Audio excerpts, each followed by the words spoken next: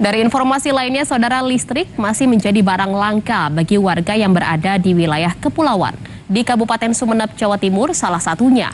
Warga mulai dari ibu-ibu hingga anak-anak terpaksa harus bergotong royong mengangkut kabel karena belum adanya aliran listrik. Sukarelawan masyarakat Kalepa. Ini adalah harapan warga Dusun Kalepa dan Kandeng, Desa Kolokolo, Kecamatan Arjasa, Kepulauan Kangean, Kabupaten Sumeneb, Jawa Timur. Listrik masih menjadi barang langka karena kabel belum terpasang. Ini mama. Demi mendapatkan listrik, puluhan ibu-ibu rela gotong royong mengangkut kabel besar dari tiang utama melewati jalan berlumpur. Sekitar 2-3 km berjalan kaki, mereka berharap adanya aliran listrik. Meminta kepada Bapak pemerintah dan juga PLN agar diambil perhatiannya, Pak.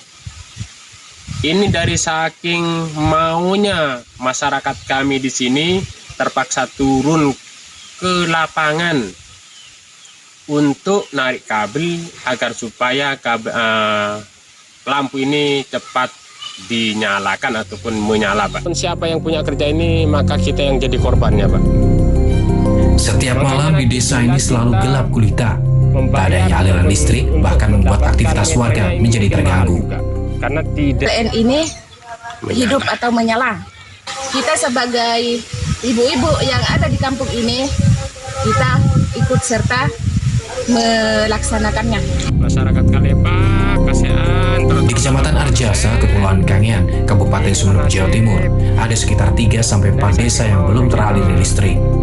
Di samping itu, akses jalan di sejumlah desa juga masih memprihatinkan. Hal ini menjadi salah satu penghambat percepatan pemerataan listrik di wilayah terpencil di Kepulauan Sumeneb. Hal ini menjadi salah satu penghambat percepatan pemerataan listrik di wilayah terpencil di Kepulauan Sumeneb. Nur Kalis, Kompas TV Sumeneb, Jawa Timur.